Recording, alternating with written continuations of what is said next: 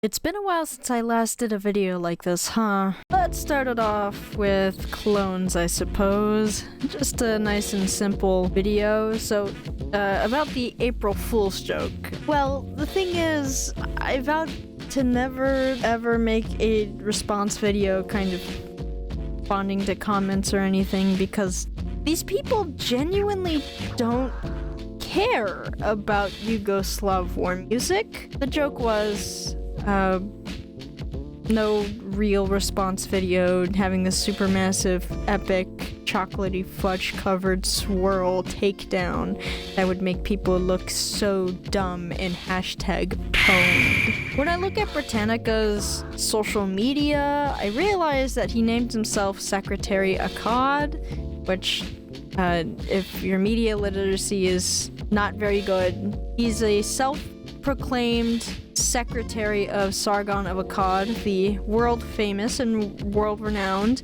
Applebee's waiter. And it really got me thinking. His video content makes a lot more sense, but not in the way where most of these people expect. He's influenced by him, but I'm not sure if the influence came too late. To be very clear, I don't know if he was on the Sargon bandwagon back when, maybe even before his political campaign ever happened, but whatever the case, for some reason, if he's been there since the beginning, then he's kind of in the same predicament as Short Fat Otaku, another Sargon clone, or orbiter, or whatever you say. They are essentially two sides of the same coin, Britannica and Short Fat Otaku, but where Britannica falls is where Short Fat Otaku shines.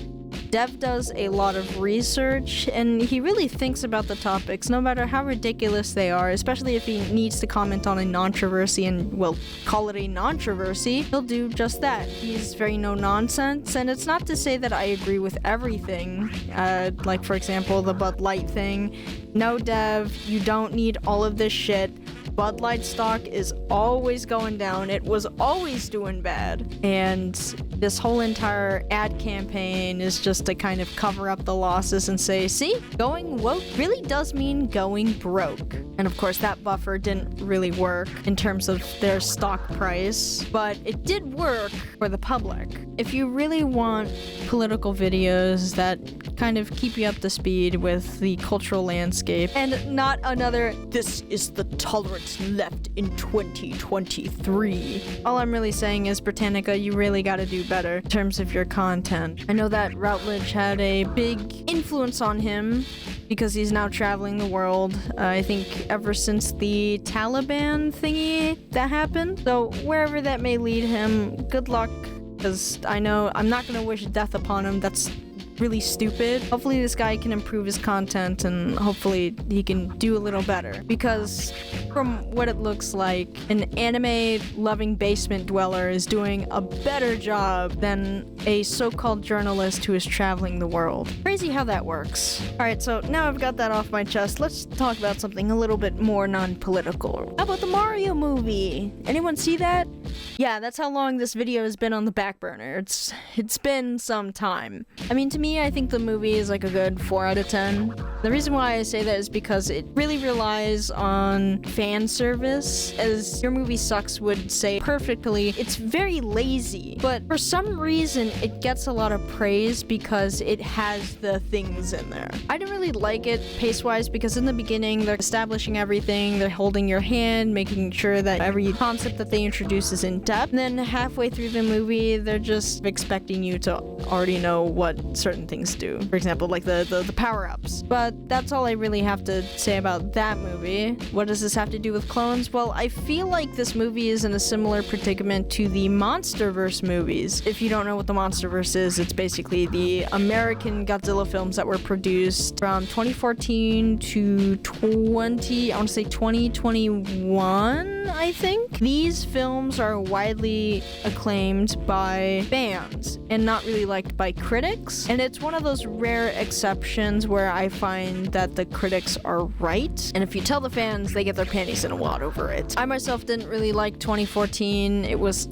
average. I came in there for Bryan Cranston of Malcolm in the Middle. Literally what they showed in the trailers was all the screen time that he had, save for a couple of scenes. And that was it. he dies. And the rest of it's kind of unremarkable and kind of boring. I don't know why they needed a bajillion animals to construct the beast, and like a typical American, he is very fat. Yeah, I don't know. He's more of a cute and cuddly teddy bear than a fierce kaiju. I didn't like King of Monsters. I would say it's even dumber than the Showa movies, and I'm guessing that says a lot. There's Godzilla vs. Kong, where halfway through the movie they forget about Godzilla vs. Kong and they just go all over Middle Earth, I think it's called. Very unremarkable movies that I will not miss. So tying this all together, the movies that these respective franchises had in the 90s, I feel like they were better. Yes, I do think that 1998 is a good movie. I don't think it's like the best movie out there, but it's like your standard kind of cheesy 90s movie. I think it's refreshing just to sit down and give it a watch from time to time. What I really like about the Mario movie and the Godzilla movie is that they're set in their own world with their own rules. For example, we have the Koopa world.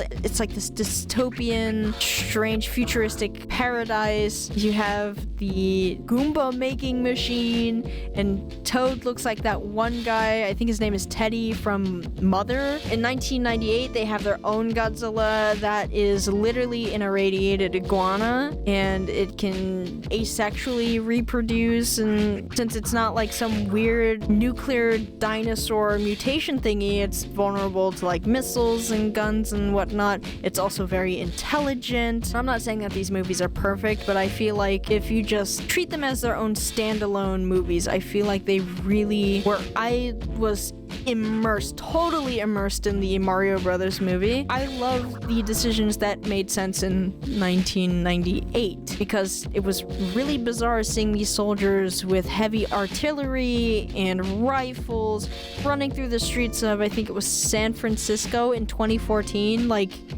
Godzilla's not gonna die to a couple bullets. Neither is Muto. I think these movies are underappreciated. If you really want a cheesy action flick, you watch Godzilla 1998. And if you really want a Mario movie that goes in all sorts of directions, you have to watch the one from the 90s. It is just a really good movie. I've never been so immersed until this point when I recently watched it. And it's a shame that they're overlooked by their fan communities, all because these modern movies just have things that the fans really want. That's all I really have to say today. Thank you for chiming in, and as always, stay safe, everyone. I'll see you in the next video.